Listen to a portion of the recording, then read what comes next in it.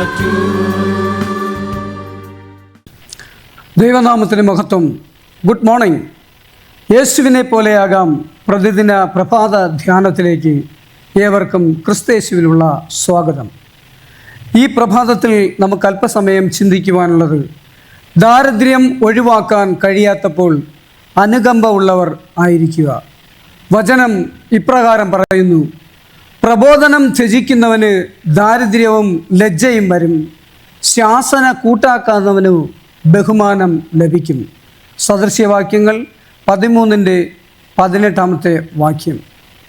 കർത്താവ് തൻ്റെ ഉപമയിൽ കരുണയില്ലാതിരുന്ന കടക്കാരനെ വിളിച്ചു വരുത്തി ശാസിച്ചു. ദുഷ്ടദാസനെ, നീ എന്നോട് അപേക്ഷിക്കയാൽ ഞാൻ ആ കടമൊക്കെയും ഇളച്ചു തന്നുവല്ലോ. എനിക്ക് നിന്നോട് കരുണ തോന്നിയതുപോലെ നിനക്കും കൂട്ടുദാസനോട് കരുണ തോന്നേണ്ടതല്ലയോ എന്ന് പറഞ്ഞു. അങ്ങനെ യജമാനൻ കോപിച്ച് അവൻ കടമൊക്കെയും തീർക്കുവോളം അവനെ ദണ്ഡിപ്പിക്കുന്നവരുടെ കയ്യിൽ ഏൽപ്പിച്ചു. എന്നാൽ കർത്താവായ യേശു ക്രിസ്തു ഓർമ്മിപ്പിച്ചു, നിങ്ങളിൽ ഒരുത്തൻ സഹോദരനോട് ഹൃദയപൂർവ്വം ക്ഷമിക്കാഞ്ഞാൽ സ്വർഗസ്ഥനായ എൻ്റെ പിതാവ് അങ്ങനെ തന്നെ നിങ്ങളോടും ചെയ്യും. ക്ഷമിക്കാൻ കൂട്ടാക്കാത്തവർ ക്ഷമിക്കപ്പെടുവാനുള്ള അവരുടെ പ്രത്യാശയെ എറിഞ്ഞു കളയുകയാണ്. ഈ ഉപമയുടെ ഉപദേശത്തെ അസ്ഥാനത്ത് ദുരുപയോഗം ചെയ്യരുത്. ദൈവം നമ്മോട് ക്ഷമിക്കുന്നത് ദൈവത്തെ അനുസരിക്കുവാനുള്ള നമ്മുടെ കർത്തവ്യത്തിൽ ഒട്ടും തന്നെ കുറവ് വരുത്തുന്നതുമില്ല. ക്രിസ്തു തൻ്റെ ശിഷ്യന്മാരെ പഠിപ്പിച്ച പ്രാർത്ഥനയിൽ അവിടുന്ന് പറഞ്ഞു, ഞങ്ങളുടെ കടക്കാരോട് ഞങ്ങൾ ക്ഷമിക്കുന്നത് പോലെ ഞങ്ങളുടെ കടങ്ങളെ ഞങ്ങളോട് ക്ഷമിക്കണമേ. ദാരിദ്ര്യവും പട്ടിണിയും കഷ്ടപ്പാടുകളും ഒഴിവാക്കാൻ പറ്റാത്തതും എന്നാൽ ഒഴിവാക്കപ്പെടേണ്ടതുമായ സാഹചര്യത്തിലും കാലഘട്ടത്തിലൂടെയും നമ്മൾ കടന്നു പോകുമ്പോൾ ഒരു കഥ നമ്മളെ ഇപ്രകാരം ഓർമ്മിപ്പിക്കുന്നു. വളരെയേറെ ദാരിദ്ര്യവും കഷ്ടതയും പട്ടിണിയിലൂടെയും കടന്നുപോയ ഒരുവൻ അവൻ്റെ കഷ്ടതയും പ്രയാസങ്ങളും ദൈവത്തോട് തന്നെ ഏറ്റുപറയുവാൻ തുടങ്ങി. അങ്ങനെ ഒരു നാൾ ദൈവം അവനെ ഒരു സ്വപ്നം കാണിച്ചു. കാട്ടിലെ രാജാവെന്നറിയപ്പെടുന്ന സിംഹം ഇര തേടി പിടിച്ചു കൊണ്ടുവന്ന് ഭക്ഷിച്ചു സുഖമായി ഉറങ്ങുന്നതായ ഒരു സ്വപ്നം അവനെ കാണിച്ചു. അവൻ പിറ്റേന്ന് മുതൽ പ്രതീക്ഷിച്ചിരുന്നു, എന്നെ കാക്കുവാനും എന്നെ പോറ്റുവാനും ഒരു സിംഹം വരും എന്ന പ്രതീക്ഷയിൽ വീണ്ടും അവൻ അനേക നാൾ ജീവിച്ചു. അവസാനം ആരും വരുന്നില്ല എന്ന് കണ്ടപ്പോൾ അവൻ്റെ പരാതി വീണ്ടും ദൈവത്തിൻ്റെ സന്നിധിയിലേക്ക് ഉയർന്നു. അപ്പോൾ വീണ്ടും അവനെ ഒരു സ്വപ്നം കാണിച്ചു. ആ ഇര തേടി പിടിച്ചു കൊണ്ടുവരുന്ന സിംഹം ഭക്ഷിച്ചിട്ട് ഇട്ടിട്ട് പോകുന്നതായ ആ വേസ്റ്റ് ഒരു മുടന്തനായ കുറുക്കൻ വന്ന് തിന്നുന്നതായി അവനെ സ്വപ്നം കാണിച്ചു. അപ്പോൾ വീണ്ടും അവൻ പ്രഭാതത്തിൽ എഴുന്നേറ്റ് പറഞ്ഞു, ഒരാൾ ഇനിയും എന്നെ സംരക്ഷിക്കുവാൻ വരും. അങ്ങനെ വീണ്ടും അവൻ കുറേ നാൾ കാത്തു. ആരും അവനെ സംരക്ഷിക്കുവാൻ വന്നില്ല. അവസാനം ദൈവം അവനെ പ്രത്യക്ഷപ്പെട്ട് പറഞ്ഞു, നിന്നെ ഞാൻ സൃഷ്ടിച്ചത് ആ മുടന്തനായ കുറുക്കനെ പോലെയല്ല, സകല ബുദ്ധിയും സകല ജ്ഞാനവുമുള്ള രാജാവാകുന്ന കാട്ടിലെ രാജാവാകുന്ന ആ സിംഹത്തിനെ പോലെയാണ് ഞാൻ നിന്നെ സൃഷ്ടിച്ചിരിക്കുന്നതെന്ന് ഓർമ്മപ്പെടുത്തി.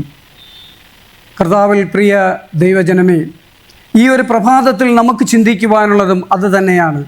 ആ മുടന്തനായ കുറുക്കനെ പോലെയാണോ ഞാനും നിങ്ങളും എന്ന് ഒരു നിമിഷം നമ്മൾ ചിന്തിച്ചു നോക്കുക.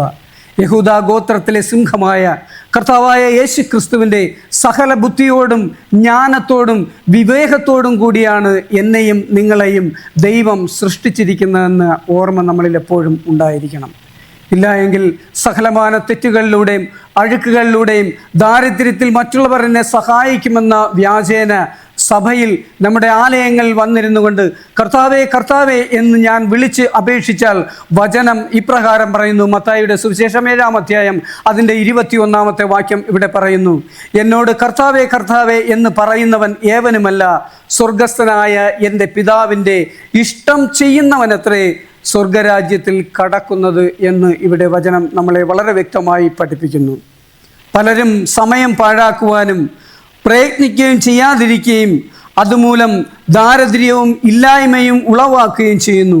ഇങ്ങനെ അലസതയിലായിരിക്കുന്നവർ അവരുടെ തെറ്റുകളെ തിരുത്താതിരുന്നാൽ അവർക്ക് വേണ്ടി ചെയ്യുന്നതൊക്കെയും ദ്വാരമുള്ള ഒരു സഞ്ചിയിലേക്ക് പണമോ ധനമോ നിധിയോ ഇടുന്നത് പോലെ മാത്രമായിരിക്കും. നാം എങ്ങനെ പരിഗണിക്കപ്പെടണം, നാം എങ്ങനെ ആഗ്രഹിക്കുന്നു, അതേ പ്രകാരം നാം മറ്റുള്ളവരെയും പരിഗ്രഹിക്കണം. എന്നാൽ മാത്രമേ ഈ ദാരിദ്ര്യത്തിൽ നിന്നും കഷ്ടതയിൽ നിന്നും നമുക്കുണ്ടായിരിക്കുന്നതായ ആ ബുദ്ധിമുട്ടും പ്രയാസവും എങ്ങനെയെന്ന് മറ്റുള്ളവരോട്, സഹജീവികളോട് നമുക്ക് അനുകമ്പ ഉള്ളവരായി മാറുവാൻ സാധിക്കുകയുള്ളൂ. അതിനായി ദൈവം നിങ്ങളെ ഓരോരുത്തരെയും ശക്തിപ്പെടുത്തട്ടെ, ബലപ്പെടുത്തട്ടെ എന്ന് പറഞ്ഞുകൊണ്ട് ഞാൻ തിരുവചനത്തിൽ നിന്ന് വിരമിക്കുന്നു. നമുക്ക് നമ്മുടെ കണ്ണുകളെ അടയ്ക്കാം, പ്രാർത്ഥിക്കാം. മഹാപരിശുദ്ധനും നീതിമാനും വാഴ്ത്തപ്പെട്ടവനുമായ ഞങ്ങളുടെ സ്വർഗീയ പിതാവേ, ഈ പ്രഭാതത്തിൽ നല്ലൊരു ജാഗരണം ഞങ്ങൾക്ക് കേൾക്കുവാനും അത് പഠിക്കുവാനും ഞങ്ങളെ കൂട്ടിയോജിപ്പിച്ച കൃപകളെ നന്ദിയോടെ ഓർക്കുന്നു. കഴിഞ്ഞ ദിവസത്തിൽ നല്ലൊരു ഉറക്കം തന്നു. ഈ പ്രഭാതത്തിൽ തക്ക സമയത്ത് ഞങ്ങളെ ഉണർത്തി നല്ലൊരു ജാഗരണം കേൾക്കുവാൻ ഞങ്ങൾക്ക് ഓരോരുത്തർക്കും അവസരമൊരുക്കിയ കൃപകളെയും നന്ദിയോടെ ഓർത്ത് സ്തുതിക്കുന്നു, സ്തോത്രം ചെയ്യുന്നു. കർത്താവേ, വരും ദിവസങ്ങളിലെ ആപത്തുകളിൽ നിന്നും അനർത്ഥങ്ങളിൽ നിന്നും വിടുതൽ നൽകിക്കൊണ്ട് കൃപയിലും സമാധാനത്തിലും ഞങ്ങളെ കരുതലോടെ കാത്തു പരിപാലിച്ചു അങ്ങയുടെ കണ്ണിലെ കൃഷ്ണമണിവായി ഞങ്ങളെ പോറ്റുന്ന കൃപകളെ നന്ദിയോടെ ഓർക്കുന്നു. സകലതും കർത്താവിൻ്റെ നാമത്തിൽ അപേക്ഷിക്കുകയും യാചിക്കുകയും പ്രാർത്ഥിക്കുകയും ചെയ്യുമ്പോൾ ദയ തോന്നി പ്രാർത്ഥന കേൾക്കണം. സ്വർഗീയ പിതാവേ, ആമേൻ.